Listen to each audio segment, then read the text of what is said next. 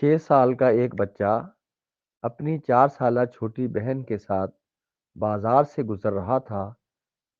چلتے چلتے جب اس نے مڑ کر دیکھا تو اس کی بہن پیچھے رہ گئی تھی۔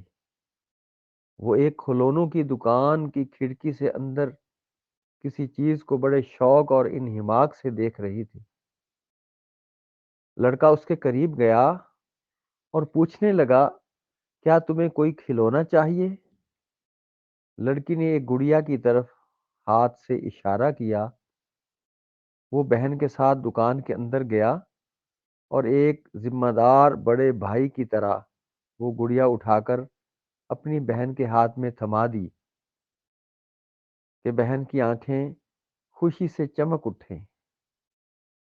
دکاندار یہ سارا منظر بڑے غور سے دیکھ رہا تھا کہ اتنا چھوٹا سا بچہ کس قدر محبت اور ذمہ داری سے اپنی بہن کی خواہش پوری کر رہا ہے۔ وہ لڑکا دکاندار کے پاس آیا اور کہنے لگا، جناب اس گڑیا کی قیمت کیا ہے؟ دکاندار ایک جہاں دیدہ شخص تھا اور زندگی کے اتار چڑھاؤ دیکھ چکا تھا۔ اس نے بڑی شفقت سے پوچھا، تم اس کی کتنی قیمت دے سکتے ہو؟ لڑکے نے اپنی جیب سے وہ ساری سپیاں نکالیں جو اس نے ساحل سے چنی تھیں اور دکاندار کے سامنے میز پر رکھ دی۔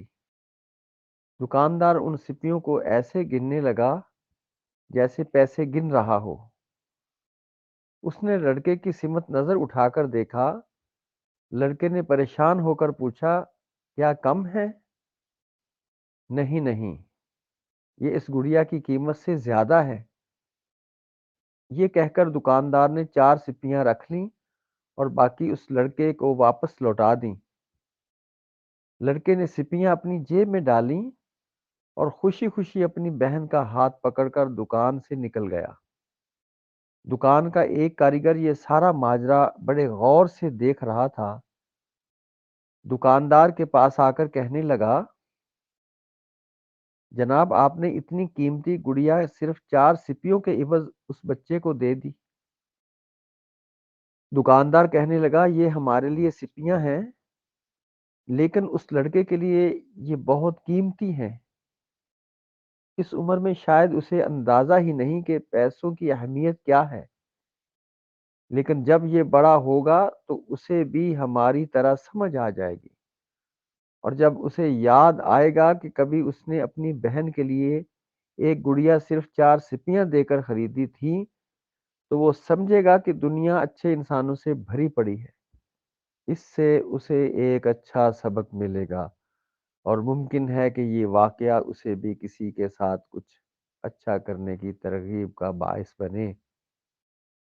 ناظرین، اس میں جو سبق دیا گیا ہے، اس دکاندار نے اس بچے سے چند سپیاں لے کر اپنی بہن کو خوش کرنے کے لیے گڑیا اس کے حوالے کرنے کے بعد ان دونوں کا دل خوش کر دیا۔